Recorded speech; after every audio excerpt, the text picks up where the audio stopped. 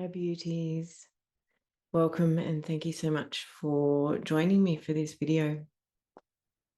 So this is actually part 2 of the video I dropped a couple of days ago, and I was talking about contrast. So in this transmission, I'll be going a little bit more into the practical side of how we can heal ourselves and become more empowered in the way we encounter contrast in the world.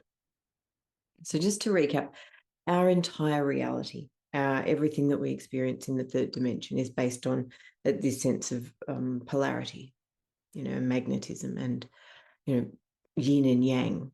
It's natural, it's nature. But what happens as humans, we find ourselves placing judgment and experiencing this separation because, in contrast, there is me and there is other, there is right or there is wrong. And particularly in the idea of there is pleasant and unpleasant. And so when we go into the Buddhist idea of craving and aversion, we are always trying to escape that which is unpleasant, and we are always trying to chase that which we find pleasant. And this dynamic disempowers us. And it also takes us out of our present moment. All the magic happens in our capacity to be present. And so, when we're looking at this idea of contrast, as I mentioned, it's important to be able to have our discernment, and we're allowed to be individuals and have preferences and things like that, but it's in the awareness of these things and how they're impacting our feelings, our emotions, our thoughts, and our behavior, that we can take back our power over this. It doesn't mean that we don't like and enjoy stuff, and it doesn't mean that we don't dislike stuff, but it just means that we do it with more of an aware mind and less attachment to having that contrast determine our capacity to be happy and well and to feel safe as well. So coming to the practical side of it, so I was actually talking about working with the shadow. Actually, I want to say this first. So I mentioned this is shadow work. And basically shadow work, it can be a bit of a new age term, but it's pretty much anything that allows us to see the parts of us that we have ignored, avoided, hidden, parts of us that perhaps we see reflected in the world that we don't want to acknowledge, are a part of, are a reflection of perhaps a deeper pattern within us. So, shadow work, it can be it's just the subconscious. It can be things that sabotage us, fears that we may have developed many, many years ago. And so our empowerment comes in being able to identify those and to then, take back our autonomy, take back our sovereignty, and not to be sort of blown about like a leaf in the wind at the circumstances that we find ourselves in, the circumstances that may be playing out outside of us, but to rather be able to connect with our center, our sovereignty, and to take ownership of our frequency and our vibration, because it all comes back to our, we are in these incredible times of evolution, and we want to be able to ride that wave of consciousness to, move more fully into ourselves, into our higher self. So so the first thing that we need to do when we're contemplating this kind of self-improvement, or this, I like to say liberation, because you're perfect as you are. But it is a liberating process to go through it. Also a courageous process, so I'm not saying it's not without its discomfort, but we feel, we are often uncomfortable when we don't do this work. So there are a number of ways that we can kind of start unraveling the stories that keep us trapped. And, that can be in simply being able to observe our experience. We observe it, but we don't take it as a given. So, you may be going about your day and you have an interaction with somebody and you notice yourself feeling a particular way, feeling uncomfortable. Like, when I say uncomfortable, I just mean something unpleasant. You might be frustrated, angry. You might feel anxious, various things, that emotions and feelings that are not pleasurable for us. So, we can look at the way we feel. Maybe there's confusion, and so when we're observing these triggers, we want to allow ourselves to just be, I suppose, take ourselves out of the experience and be able to notice what's happening within the experience. And they happen on many levels. So there's a multidimensionality to this work, and this is within the layers of our humanness, the layers of our human psyche. And I'm not going to extend this talk to looking at the layers of when people talk about negative attachments and dark energy and things like that. For the purpose of this journey of self-healing, we want to take ownership of the energies that we're resonating with. And so I'm not going to go into that. There are many modalities that we can talk about. This is stuff which you can access at home, which can help to shine a light on your experience and to empower you. So, when we look at how we react to people or situations, so that can be the thoughts that we have. Maybe certain people trigger certain thoughts, and I'll share with you how that manifested for me recently. So there's our thoughts, there's our emotions. We might also look at how we're feeling in the body. So we might have experiences of pain, tightness, tension, or we might actually be able to notice our behavior. And that's something I've experienced as well, is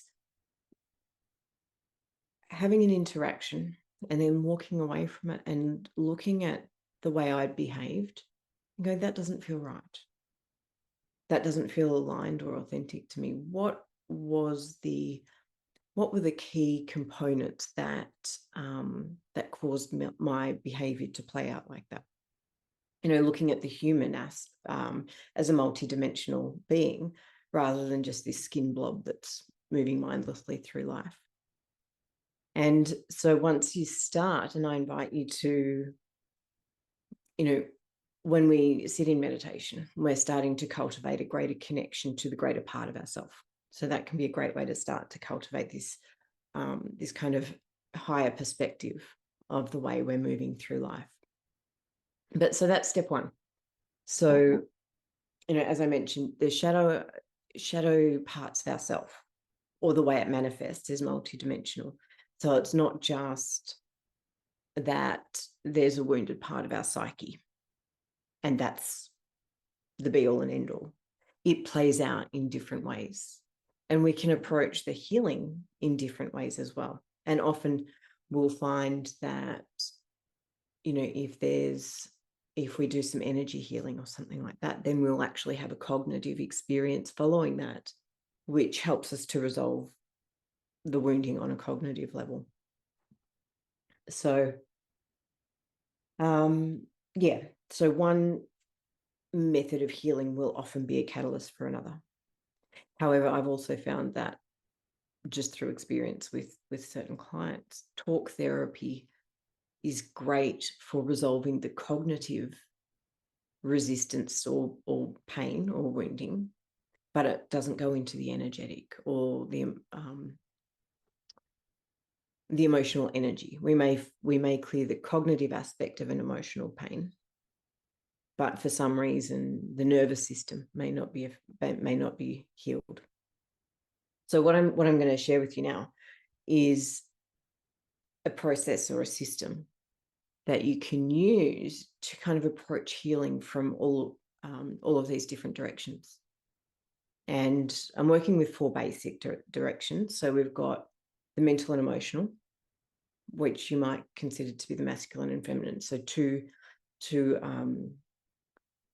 to equal but opposite polarities.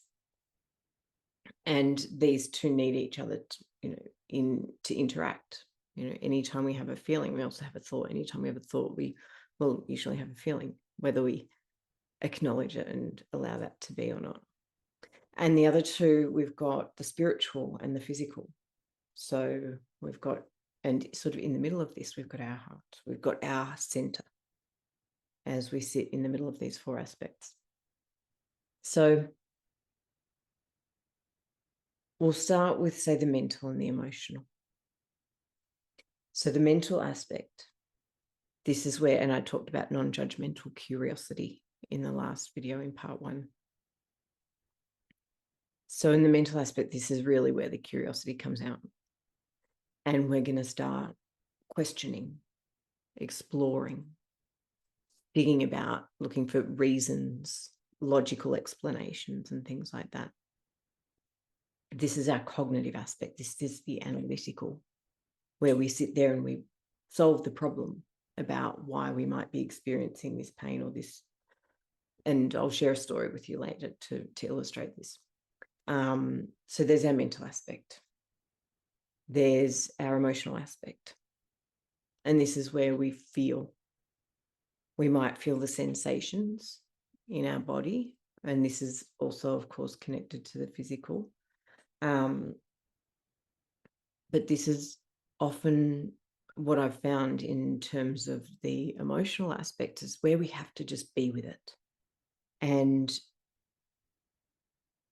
there will be a mental aspect, because if we're feeling angry, maybe we feel that anger, we acknowledge it, but then we ask the anger, what lies beneath? Because anger is usually only a tool to protect our vulnerability. And so it's using that cognitive aspect that we can then explore a deeper layer of the emotional.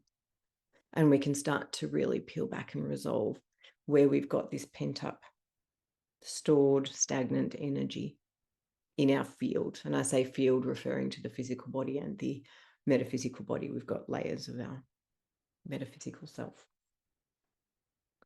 So mental and emotional, they're pretty, the mental is very straightforward for most of us. It's second nature. We've been taught that everything can be resolved by our ability to rationalize and think. But using this in conjunction with your capacity to feel.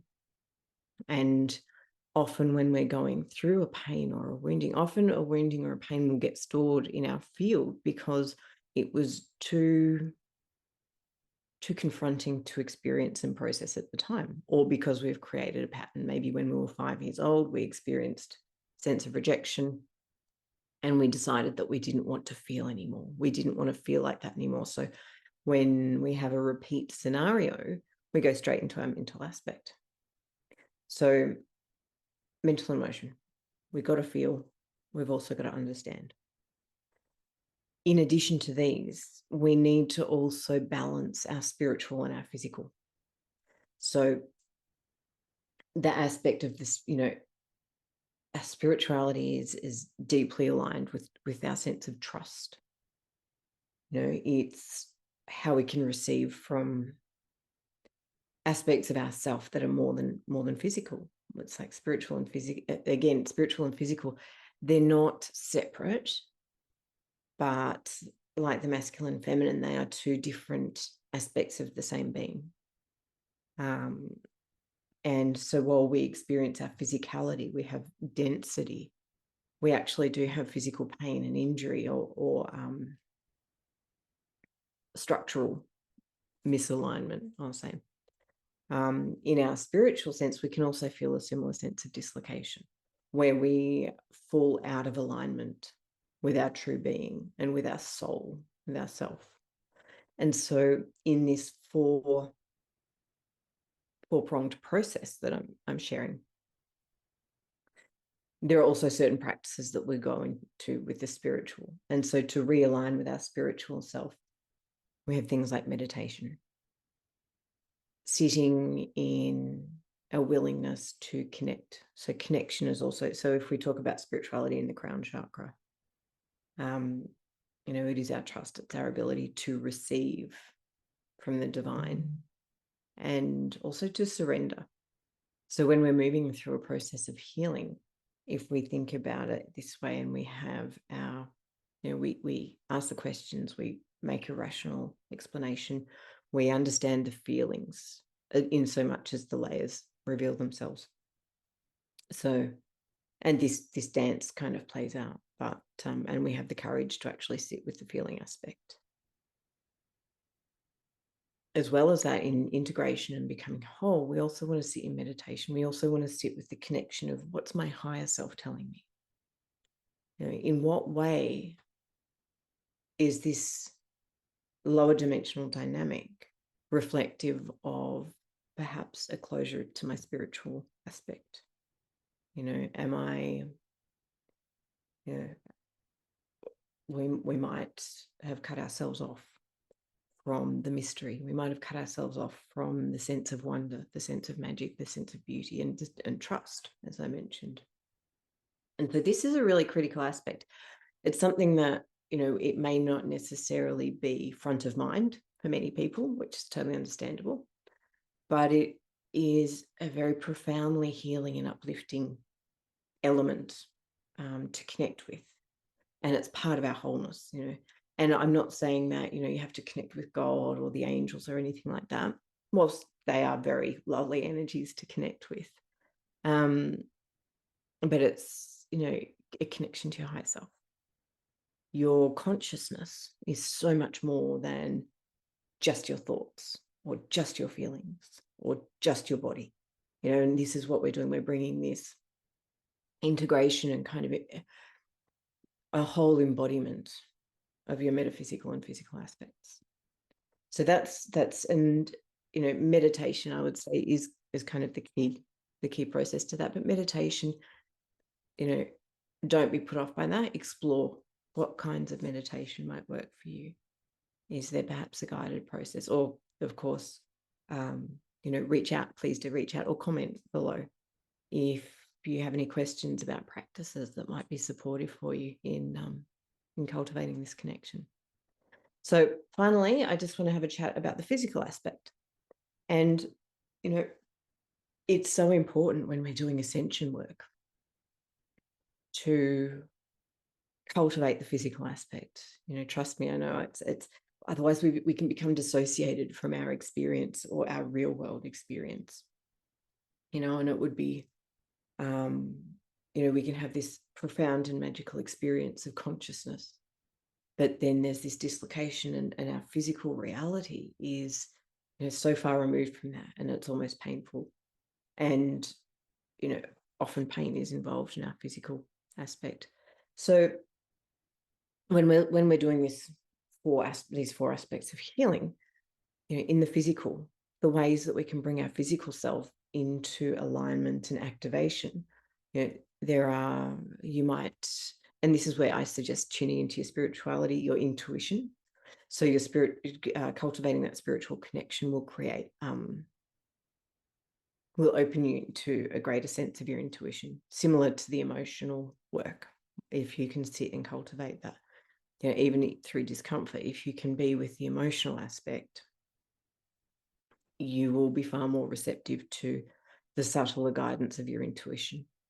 And maybe I'll do another video on that, how we can sense that within our body, because our bodies talk to us. Our bodies literally talk to us through the sensations. And so again, coming back, these four aspects work together beautifully to guide us through this life, through this world.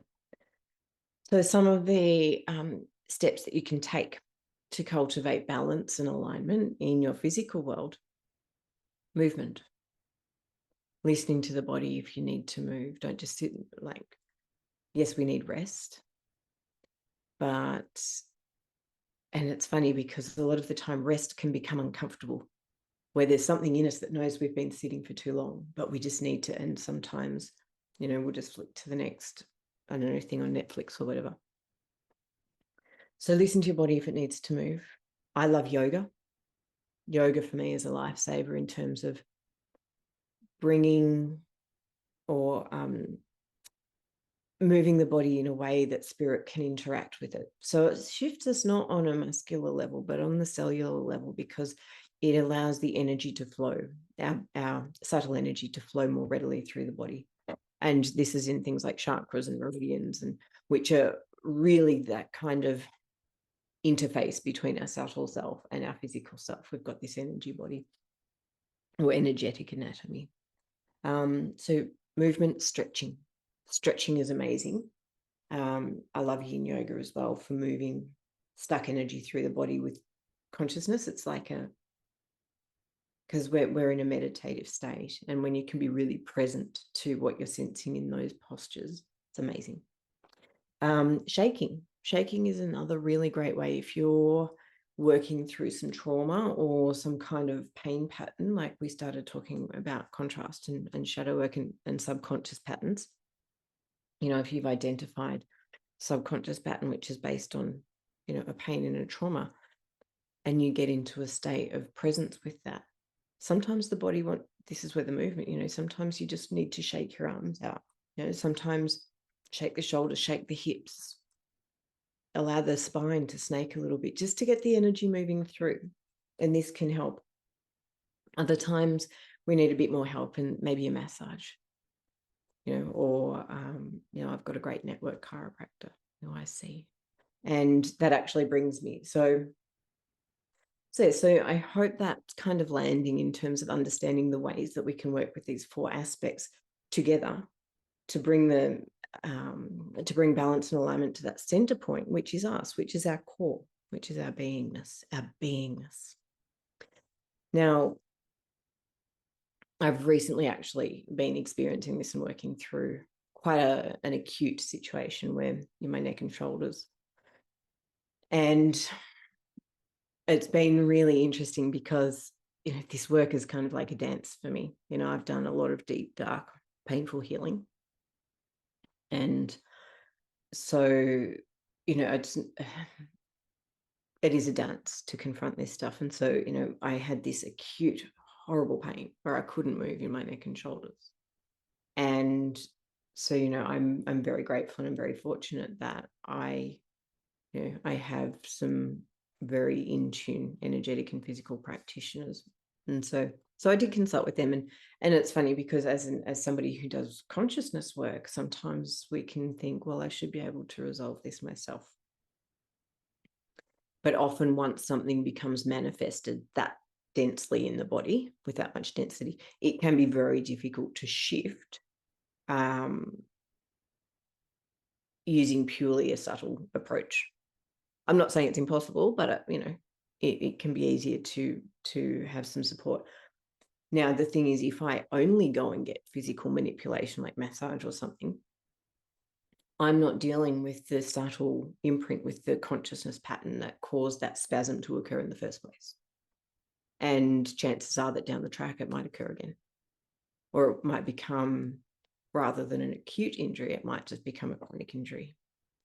So in this regard, I did seek physical therapy, but at the same time, I was working through the mental stories. And it was really interesting to notice as I was in this pain pattern, to notice the thought processes or the consistent thoughts and complaints that occurred in my mind. Comments like, I'm in so much pain. And what I noticed was that the nature of that statement, that mental statement, wasn't consistent with my personality. It was part of a deeper pattern, something that had been imprinted on me from a very different experience. So that comment in itself was an indicator of a pattern or a wounding that was coming up for clearing. That wasn't the only thing. There was more, but that was kind of the consistent indicator, which I mentioned in terms of cultivating an awareness and a capacity to observe. So I observed this thought pattern. And from there, I went into the emotional, and I tried to tune in to how that felt, how it felt when I connected to the physical pain and how it felt when I connected to the pain, to the thought of pain. And there was some emotion there, quite naturally. And this has been a process which has been playing out now for me for a couple of weeks. It's very deep, very embedded stuff. But it's actually it's heaps better than it was. And, I'm just dealing with some of the sticky elements that my body is finding more difficult to release. So, there's so much pain. Where does that pain come from? What's the feeling? The feeling of helplessness or powerlessness or, anger or whatever that feeling is that goes with that consistent thought form that's been stuck in my energy field.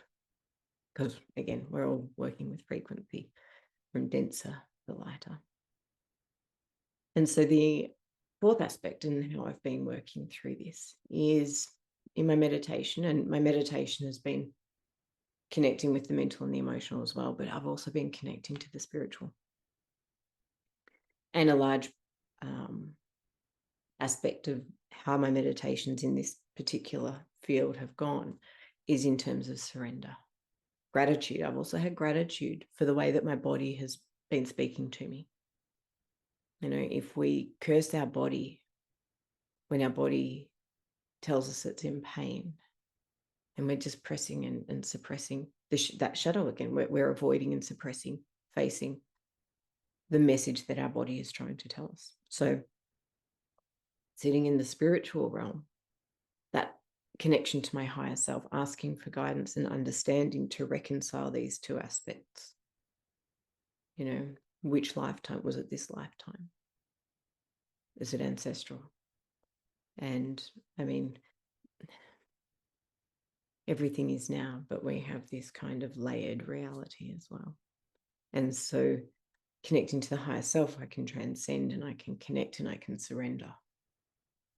And in doing so, I can find this absolute sense of peace and trust that the process I'm walking through and moving through, A, is not permanent because nothing is permanent. But B, is to trust that I'm being supported and guided through this for my own highest good, that the resolution, and I've always known, I knew that it was impermanent. I knew that there was a resolution and that this is just an uncomfortable experience, which I am going to be grateful. Well, I am grateful for having. It also taught me a lot about my relationship to pain, which is something I think we could all kind of explore and understand a little bit, is that sense of aversion.